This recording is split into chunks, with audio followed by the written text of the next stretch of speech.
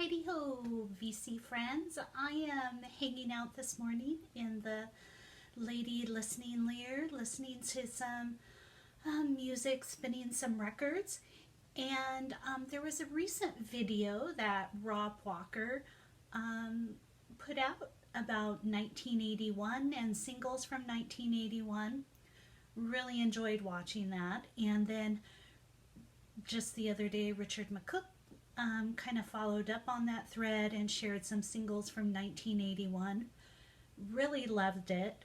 And so I was like, I'm going to jump on the bandwagon. So my perspective, the 45s I'm going to share are a little different. This would these would be purchases that 11 or 12-year-old was making in 1981.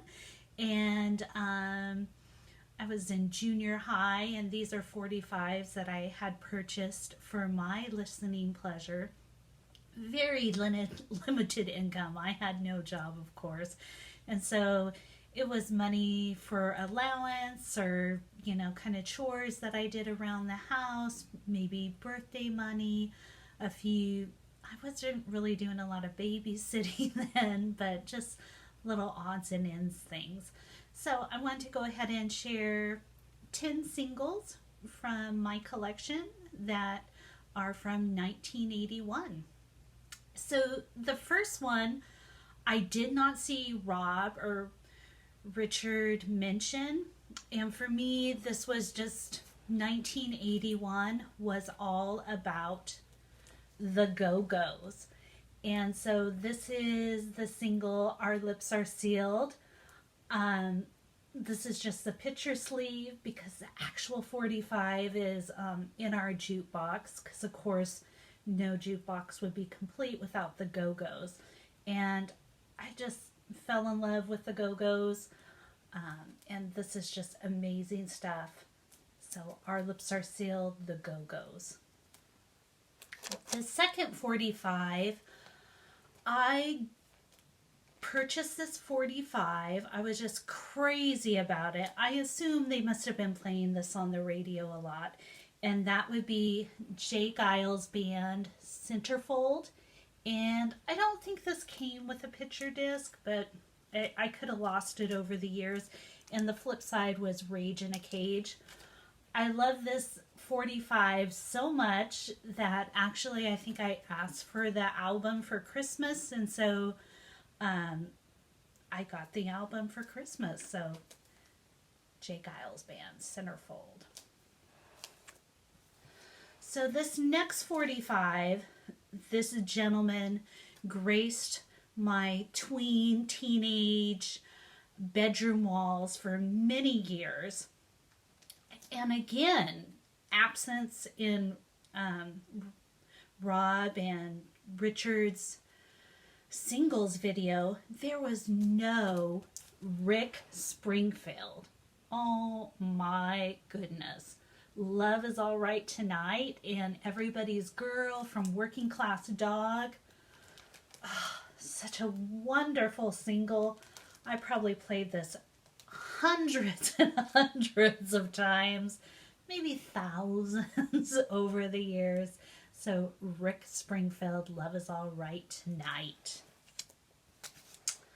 Another favorite of mine from the early 80s, and this came off the Escape album, and no picture sleeve on this. I don't think it came in a picture sleeve though for my purchase, and that would be Journey, Who's Crying Now. The flip side was Mother and Father, but really love Journey. A lot of my little picture sleeves or like on the record, it'll have my name on it. And I know that's a big pet peeve for some people when they're buying used records. They're like, why did they put their name on it? For me, actually, as a 11, 12-year-old, like in junior high, I was trading 45s with friends. So like I could purchase, there was probably 20 45s I wanted to purchase, but I could only purchase one. But if my friend had purchased a different 45, we could switch them and we could record that on cassette. And so I put my name on the 45 to make sure that it returned to me. So if my name was on there, there was like, oh yeah, that's Cindy's. I'll be sure to put that in my backpack and take it back to school and give that to her. The next single, I just really love this song, and as a young girl, I would just thought it was so cool that the performer, his hair looked just like the palm tree in the background on the single. I just thought that was so cool. And that would be Rod Stewart, Young Turks. So this came out late 80, maybe early 81. So I just really was digging this back in the day. So some guilty pleasures are going to be shared here. I'm really not big into this band anymore, but honestly, as a junior high school girl, I was all about this band. Their songs were played at all the school dances. You go to the roller rink and go skating, and it would be playing, and that would be Air Supply. This one is The One That I Love. So kind of a guilty pleasure. Not necessarily a big fan anymore, but you know, I just can't part with it. So my next one, Richard, he did an ELO video countdown ranking, and so he didn't show any ELO, but obviously Hold On Tight was a big favorite of mine because I splurged for the single, and When Time Stood Still was the flip side.